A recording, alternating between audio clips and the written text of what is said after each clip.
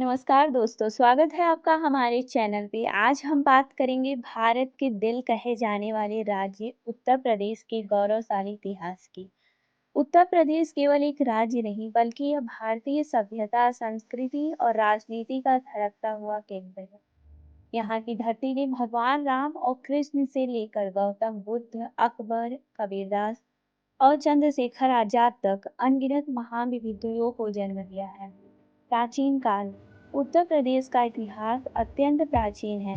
रामायण काल में अयोध्या भगवान श्री राम की जन्मभूमि रही।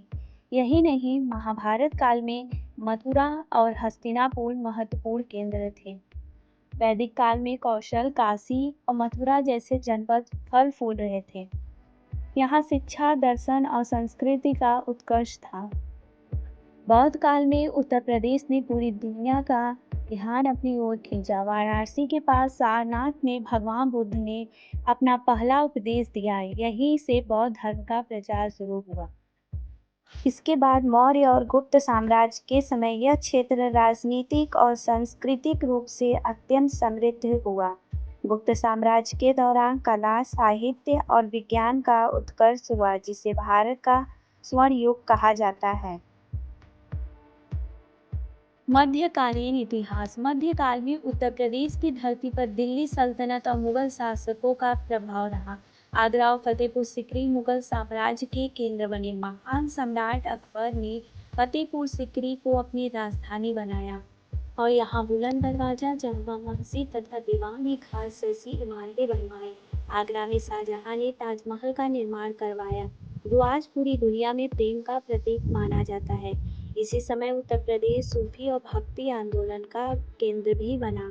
यहाँ कबीरदास, तुलसीदास, सूरदास, रस खान और गालिब जैसे संतों और कवियों ने अपनी वाणी से समाज को नई दिशा दी। तुलसीदास ने अयोध्या और वाराणसी में रहते हुए रामचरितमानस की रचना की। आधुनिक काल। आधुनिक इतिहास में उत्तर प्रदेश का योगदान सबसे महत्वपूर्ण रहा। 1857 की क्रांति, जिसे भारत का पहला स्वतंत्रता संग्राम कहा जाता है, की शुरुआत मेरठ से हुई। कानपुर, झांसी और लखनऊ इस क्रांति के बड़े केंद्र बने। झांसी की रानी लक्ष्मीबाई, तात्या टोपे और बेगम हजरत महल ने अंग्रेजों के खिलाफ अद्भुत साहस दिखाया। लखनऊ में बेगम हजरत महल का योगदान इतिहास में अमर है। आगे चलकर उत्तर प्रदेश ने कई महान क्रांतिकारी पैदा किए। चंद्रशेखर आजाद का जन्म उन्नाव जिले में हुआ। राम प्रसाद बिस्मिल शाहजहांपुर से थे और काकोरी कांड में उनकी भूमिका इतिहास में स्वर्ण अक्षरों में दर्ज है। राजनीतिक दृष्टि से भी उत्तर प्रदेश का बहुत महत्व है। यह देश की संसद को सबसे ज्यादा सांसद भेजता है। यही कारण है कि इसे अक्सर भारत की राजनीति का धड़कन कहा जाता है। साहित्य, कला और संगीत में भी यूपी का योगदान अद्भुत रहा। यहाँ नाज़िर, अकबराबादी, मिर्जा गालिब, प्रेमचंद, निराला और फाड़ेश्वर नाथ रेणु जैसे साहित्यकार हुए। संगीत की दुनिया में बिरजू महाराज और उस्ताद बिस्मिल्लाह खान जैसे कलाकारों ने उत्तर प्रदेश को विश्व स्तर पर प्रसिद्ध किया।